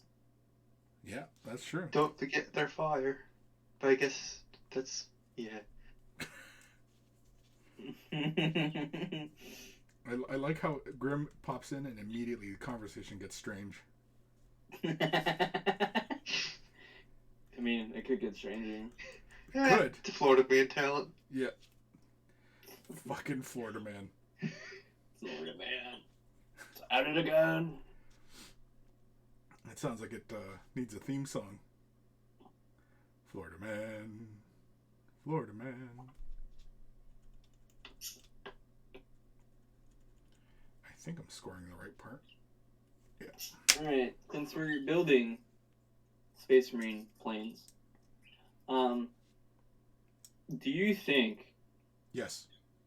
the Black Templars, when they're sitting in their little Storm Eagle, okay, do you think they listen to Your Own Personal Jesus by Dispatchy Mode? Yes. Your own. Yeah. You think they listen to heavy metal? No, they listen to Your Own Personal Jesus. Yeah. Why not both? I think if they went both, that would be heresy, and they'd have to flog themselves. Like, for me, I mean, like, I think Black Templars are probably like the zealots amongst the zealots. Oh, big time. They listen to PG music when they go into battle. No R-rated music. It's all like Christian rock. Yes. Listen That or classical music. Listen to Barry Manilow. They're not allowed anything PG-13 or more. So, yeah. Yeah. It's just I love the things I hear from my speakers while I'm cleaning the house. You guys crack me up. Hey, it's not me. It's these guys. Fucking weirdos. Huh? Yeah, sure. Whatever. I'm weird. Whatever. It's all good. Just the guy who talks about Nurgle Bomb. I'm all about the Nurgle Bum. All right. That is hour 43. And I've gotten one Storm... What the fuck is this called again? Will he make Storm it? Eagle. Because we can't go overtime. Chris got somewhere to be. He's got to go watch his movies. Yeah, I got Dune. I got tickets to Dune. Here's a question unrelated to what Is it a we're late talking showing, or do you have to like get on the road as soon as you finish? Oh no, it's a later showing. But I Okay. got dinner coming up here in a minute. Fuck, now I can't remember what I was gonna ask. Shit, you fucked me Here's the question. Yeah, I know. You fucked me up. Boop, you It fucked wasn't me this time. Yeah, Boop, you fucked me up. Yeah, well, look at it this way, Chris. If you forgot about it, it wasn't important. True, very true. Oh, Well, yeah. let me rephrase that. If you forgot about it, it was important to you. Right. No, okay, yeah, I remember now. So, already pre-ordered the tickets because we use the app and whatever, and there's social distancing going on and all that. So we got some nice tickets, kind of center field in the theater. I'm going to a theater that I normally don't go to, but I'm familiar with it. But because it basically the theater. Now I don't know if you guys have this in your areas, but it's what's called laser projection. And it's supposed to be like because I basically wanted to see this movie in IMAX, but my IMAX in my area is relocating, so they're shut down. and laser projection is supposed to be kind of, you know, the next best thing kind of thing. And I wanted to view this film as the director intended, right? Yes. Have you guys ever gone to any theaters that utilized laser projection? If I did, I was unaware of it. Well, because it's supposed to be a much sharper, clearer picture. It should be like looking at a, you I know, have to look at them. an LCD screen kind of thing. It's not the normal, you know, reels of film projecting, right? It's a laser projector. It's a, you know, it's like those projectors. I can't really. I was just looking up movie theaters in my area, and for some reason it's convinced I want to go to Best Buy now. I am looking. It's like, yes, movie theater, Best Buy. Like, why do I want to go to a tech store? I'm looking up movies, Google.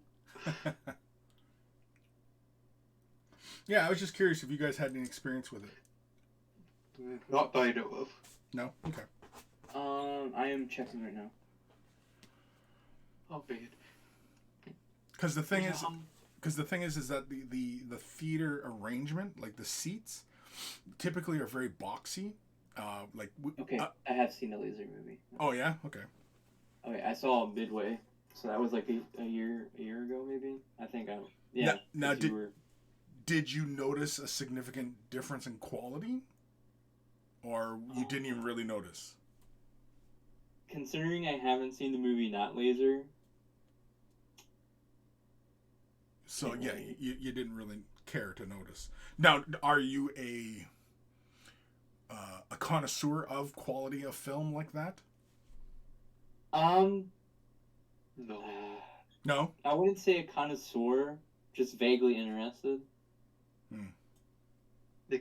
I have no qualms with it, but Midway did seem really clear when I saw it, but I don't know if it's just because they filmed it really well or if it was because of the laser technology. Gotcha. Yeah. And I can't really comment about IMAX because the only IMAX movies I have seen are at the Smithsonian. Right. In their little Smithsonian museum theaters. They do IMAX. So, yeah. It was just footage of animals with music playing in the background. Right. Are tickets more expensive for a laser show? Are tickets more expensive? No, I don't think so. My son bought the tickets. I'm buying the treats. So that's our usual arrangement. Basically, it runs the same. I mean, if I was... I might have to do that next time I go see a movie, to see it once in the normal theater and then once at the laser theater and see if I notice something. Because I can't sit there and go, this was better, because like part of me is like, well, it could have been better, but it also could have just been filmed better. Right. Well, because like I don't know if you're familiar with like the director's style, but Yeah. it's very grand in its scale and scope, and you know he does capture that, and he does have this very particular eye for detail, and you know I'm really looking forward to this movie. Like I've been waiting for this for a while. Neat. Yeah. One so, out of curiosity, have either of you read and or watched The Foundation? I've been watching Foundation. I never read it. I'm familiar with it, but I've never read I've the watched books. it. I've read it years ago, so like it's to the point where I can tell they left parts out, but I don't remember what those parts are, so it doesn't bother me. It's a perfect setting for me. Right. Yeah. No. I've never read the books. I'm familiar with them. I have listened to a few people who are very familiar with the books talk about, you know, obviously, you know, there are elements that are not in the show. I am really enjoying the show, although it feels like we're still, I mean, it's what, like on its 4th episode right now? I think 6th. Is it the 6th? Either way, yeah, it still feels like it's starting to just get really into the nuts and bolts of the story. Like the first few felt like they were still introducing us to the universe. It's a slow burn, even in the books. Yeah. The other one I started watching as well, I'm only into the first episode though, is C. And that one is very interesting. I'm only one episode in, but I'm in. Just Why just is it off. interesting, Chris? Tell us. Well, I don't want to spoil it, but Oh, okay, never mind then. like the trailers for the show do not, at least maybe I missed it, they don't really show the pivotal difference in the universe in which it's created in. And of course the title doesn't make sense when you don't realize what is the big deal about it all. Like, what is the big thing about the universe? Do you have Apple TV? I did. You I did? got it to watch Greyhound. Oh, how was Greyhound? I never watched that. It was pretty good. It's not like a blockbuster, but to sit down and watch it, a little bit of suspense and stuff, it was pretty good. Yeah. If you're a history nerd, kind of turn your brain off a little bit because there's some. Oh, well, I mean, anytime you have any TV shows or movies about history, you always have to turn your brain off, because the first rule of TV and movies is they have to take artistic license to make it more dramatic and more interesting, right? So I mean, I would definitely recommend watching it since you already have Apple TV. Yeah. I'm assuming. Yeah. I would just give it a watch. You will obviously know what I'm talking about when it happens. Okay. Because it is very comical. Oh, okay. Yeah, The see... Greyhound? In Greyhound, yes. Yeah, the Tom Hanks one? The Tom Hanks World War II traveling across the Atlantic. Yeah. It looked interesting. It's a... Tom Hanks does a good job, and it's not it's not a blockbuster, but it tells its story in a good way, I guess you could say. Right. I've seen clips of it in a music video. I never knew what that clip is from. You feel a little bit of the suspense. What's it about them being hunted by a wolf pack, I take it? Yeah, it's not really a spoiler, because that's obviously... Total fucking spoiler. What are you talking about? It literally has a wolf pack on the front when you look at the posters. Well, I mean, it's about crossing the Atlantic during World War II. So. I thought it was with Tom Hanks, and he's the captain, and then it's that other fella, he's going, I'm the captain. No, that's not. It's like, wait. I can't tell if you're being serious. It's not great. I'm the captain. He just looks at the U-boat. Just gets out the U-boat. Look at me. I am the captain. Yeah, I'm the captain. They just shove him off. Shoot him. It's like crazy American. Yeah. Somali pirates. I'm the captain. Oh no. Yeah. Little did you know, the U-boats were Somali pirates all along. Yeah. And I was like sitting there, I was a shiver picture. I was like, wait a minute. Wait a minute. That's a totally different movie. Yeah. No, but check out I'd C. give it a watch. I guess it's starting into its second season. I'm only one episode in, but I'm in. I'm into it. It's interesting.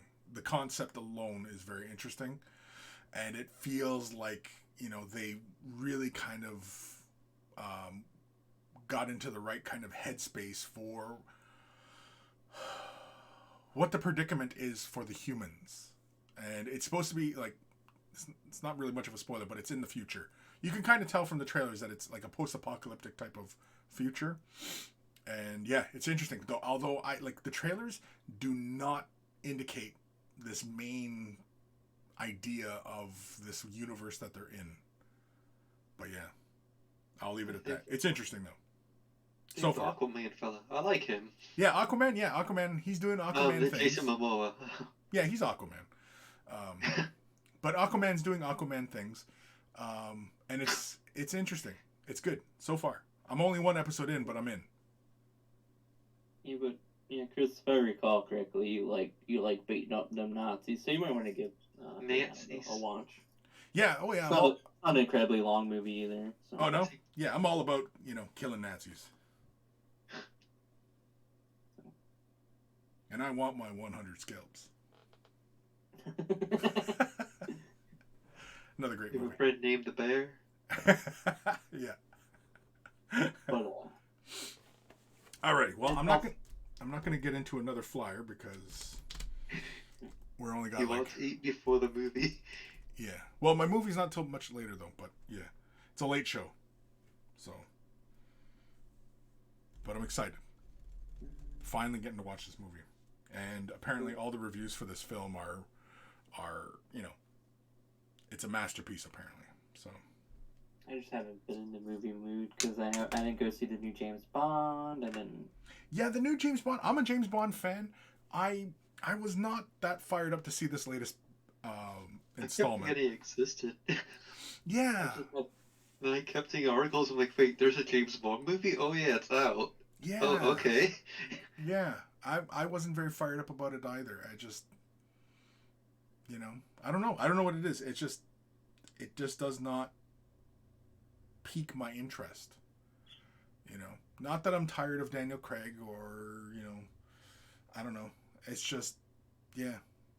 It always, like, the last couple have just kind of been all right, I realize it's James Bond. It's not a terribly deep story, but, it always feels like they're like when you look at Casino Royale is a fucking great film. And then the second one after Casino Royale was kind of meh. The third one was decent. And then the fourth one, what was the fourth one? I can't even remember what the fourth one is now. Spectre? I think that would be the one right before this one. Is this the fifth one, I guess? Is it the fifth one? Or is Or this the fourth? or is this the fourth one? It's Casino Royale, Quantum of Solace. I know there's Spectre was one of them. I'm quite certain of that. Come on, people, help me out here. I'll look this up right now. Daniel Craig Bond movies. Casino Royale. I like the first thing that pops up for me. Okay. It's Oh, just Skyfall. Skyfall. oh, Skyfall. Yeah, Skyfall I was forgot good. about Skyfall. Yeah, Skyfall was good, yes. Not so good, apparently, that I remember it, but... Yeah, Skyfall was good. Yeah, it goes Casino Royale, Quantum of Solace, Skyfall, Spectre, and then No Time to Die. Yeah, the No Time to Die is the latest one, right? Yeah. Yes. Yeah. Yeah, because Skyfall was good. I enjoyed Skyfall. I don't think And I that's- ever saw the remake of Casino Royale. Is that a remake or is that the... It's more like a prequel. It's Okay. Casino Royale is kind of like the beginning of...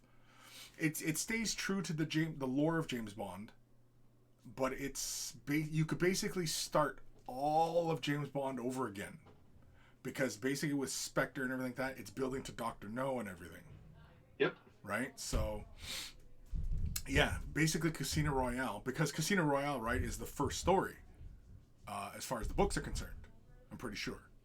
And Casino Royale is basically, how James Bond gets his 00 status kind of thing. Not really, but it touches on that. I have to watch that sometime. Yeah, it's the best Daniel Craig one. It's probably the best James Bond movie. It's just James Bond. Like it's just a good spy movie, And then Quantum of Solace, it's a bit of a snoozer. And then what was the third one called? Skyfall. Yeah, Skyfall was good. Skyfall was good. What was... I can't remember. So, and then Spectre. Is Spectre... No, Casino Royale, Spectre, Skyfall, and apparently Quantum Solace and No Time to Die is current one? Yeah, No Time to Die is the latest film. Is the latest. Apparently it did well. Yeah? Yeah, I don't know. I'm not terribly fired up to watch it. I'll probably watch it when it comes out on streaming services. Daniel Craig was in The Force Awakens? Yeah, he's a stormtrooper. Oh, I don't remember that. Yeah, it's the scene where they have Rey, and you can't you can only tell by his voice, but yeah, it's Daniel Craig as a stormtrooper. Okay. Yeah, they like sneaking in big actors in as like stormtroopers, because they did that Mandalorian where with the scout troopers on the speeder bikes. Yeah, one of them was what's his nuts there? Ted Lasso. No, bloody hell, not him. No. Oh, I know who you're talking about. Yeah. Good evening. Hey, what's happening, Hello Murphy? there. I made it. Yeah, you showed up right on time. Bye.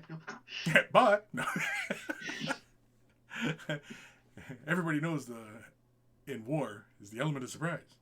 Surprise! Show's over. Surprise, show's over. Oh, yeah, you're probably closing off now, aren't you? Yeah, I'm at the 2-hour mark. Yep. I just want a quick hello. Hello. Howdy do.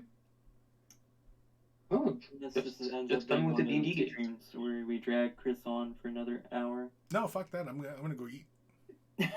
It's so easy to do, though.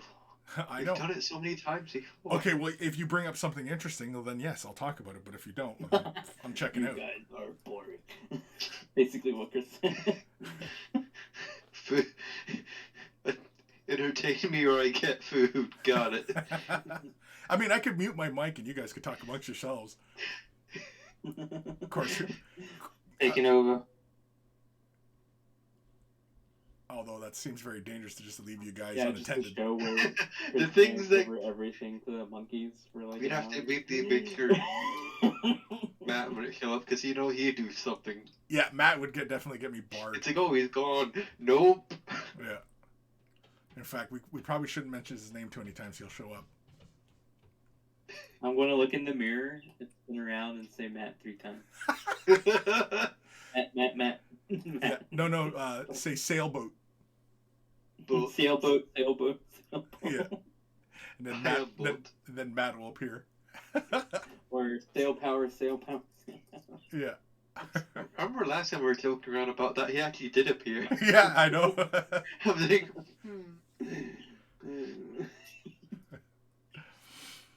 Alrighty, folks. I'm going to jump off now. I want to thank you Alrighty. guys for joining in today and everybody else who was in the chat. Sorry, Barfing, that you showed up at the last second, but you're kind of like the cavalry at the end of the movie kind of thing. Yeah. Oh, I see how Look it to the is. east, and you will see hair in Norwegian. See how it is, Chris. I'm here to hold short. No, I'm just kidding. Okay, Boop, What? take us out. Take us out. Yeah. Give us a couple bars of a song. I wasn't prepared for this. I don't know why you joined me on this voice chat when you're not ready. I can't decide Well, whether because to you live or haven't had die. me sing a song in like a month. Reach out and touch faith. Oh,